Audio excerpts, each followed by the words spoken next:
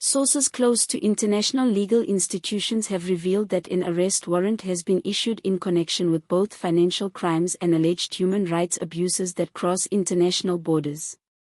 While South African media has largely remained quiet or reported with caution, international watchdogs and advocacy groups have reportedly spent years compiling evidence.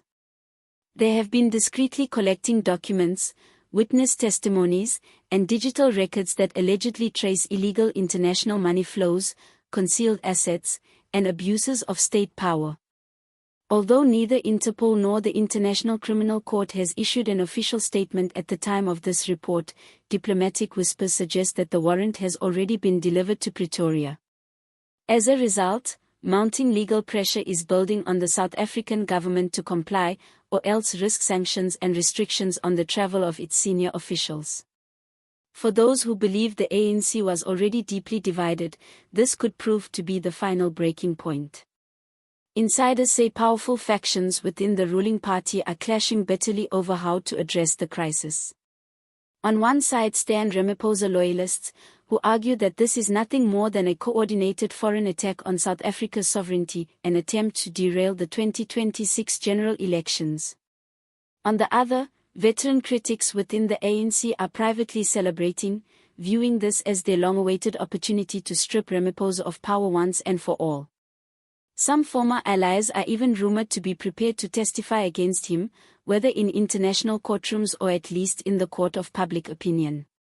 Figures like ANC elders Judd Mantas and Lind Kulu have reportedly held behind closed-doors meetings, either to contain the political fallout or to reposition themselves as potential saviors of a party teetering on the edge of collapse. The stakes resemble a high-level political chess game, except this time, the entire board is trembling. What makes the situation even more striking is the silence of South Africa's traditional allies.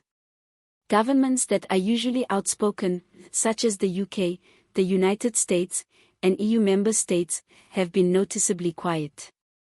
There have been no strong condemnations, no words of support, and no firm denials. This silence could be a signal of sensitive diplomatic maneuvering, with foreign governments carefully weighing trade agreements and geopolitical interests while monitoring the unfolding crisis. Yet in diplomatic terms, silence can often be louder than any public statement. Behind the scenes, discussions of sanctions, travel restrictions, or even South Africa's potential diplomatic isolation may already be underway. The countries standing within major blocs such as the African Union and BRICS could also be jeopardized, depending on how Pretoria handles this volatile situation. This leads to the million-rand question: can an acting president actually be arrested by international authorities?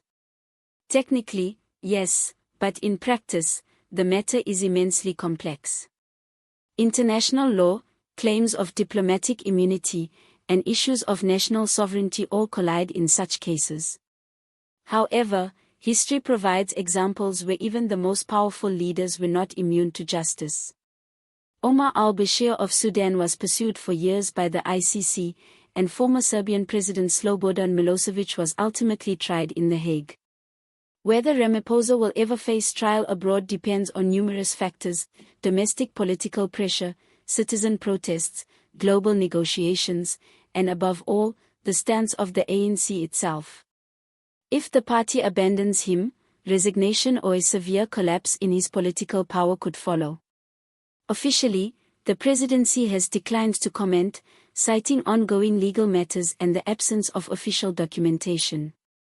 Yet insiders claim that Ramaphosa has been holding emergency meetings with his legal advisors and top security officials, including certain military elements. Rumors suggest contingency plans are being prepared, with the possibility that he may temporarily step down to focus on the charges. Such a move would not only send shockwaves through South Africa's political landscape but also cripple the ANC's capacity to campaign effectively in the upcoming elections. Some even speculate that a shadow succession plan is already being drafted behind closed doors.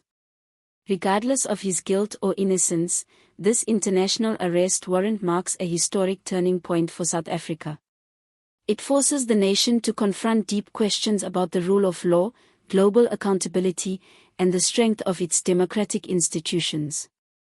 Will South Africa rise to the occasion, allowing citizens to reclaim their voice, demand higher standards from leaders, and hold officials accountable from the presidency down to local councils? Or will this moment dissolve into yet another chapter in a long saga of impunity? Only time will provide the answer. What is certain is that this story is far from over. If you followed this report to the end, it means you care about South Africa's future and the broader struggle for ethical leadership across the continent. Stay tuned as we continue to track every development, uncover hidden truths, and analyze the global fallout of this explosive case. Be sure to subscribe, hit the notification bell, and share this video so that more people can wake up to the realities facing South Africa today.